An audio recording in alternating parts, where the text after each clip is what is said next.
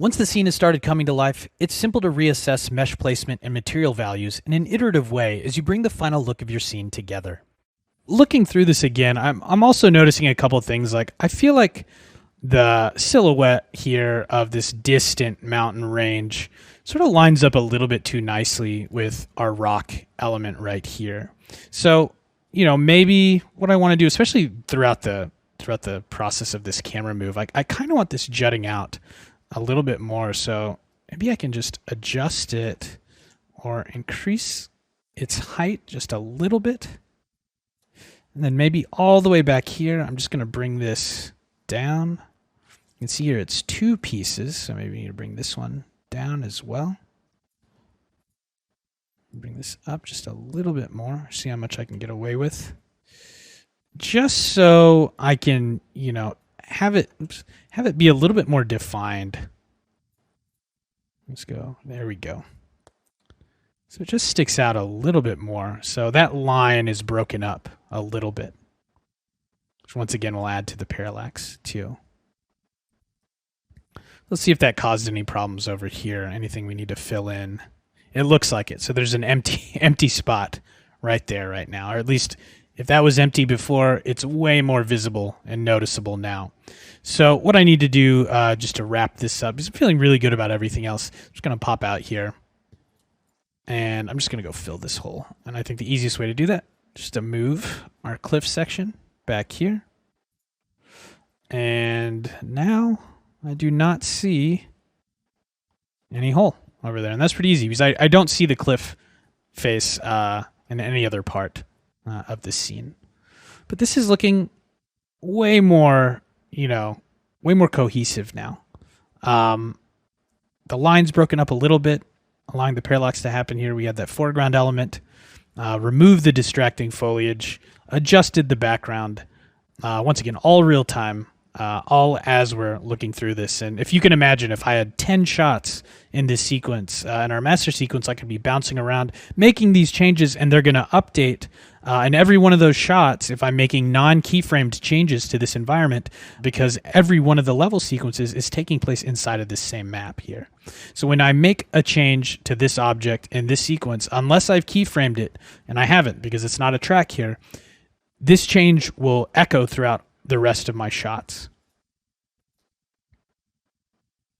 So I've noticed one last thing here, and it's that this is actually not filled.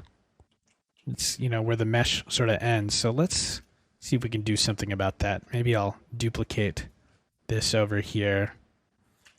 Just rotate it a little bit and sort of create, so scaling it up, a little bit of a fill here. Once again, like it doesn't matter because I will never see this from this angle. The geometry isn't necessarily 100% accurate here in terms of the topography and in terms of filling any space.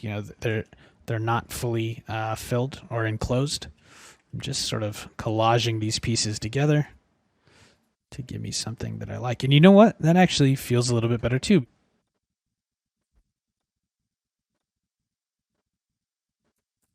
And the last thing I might want to do here, the very last thing is, this is an environmental thing, is this is pretty gray and green.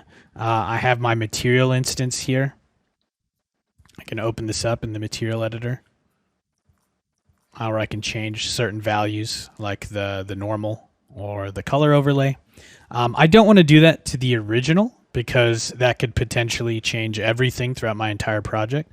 So what I'd want to do here is find this in the browser and make a duplicate. If I want to change the color value of this, and I'm going to call this instance grasslands. I'll just put GS for grass, or G for grasslands. And I'll drop that into the slot here. I can change this one, right, since this is its own instance and it won't affect all the other ones. Because if I've used this at any point throughout the project, changing this now, this material will not have an effect on that.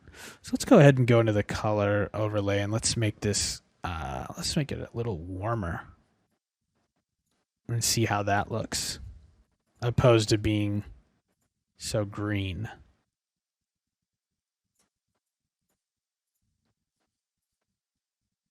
I'm not sure. Let's try purple. Actually, let's actually try doing that magenta look here.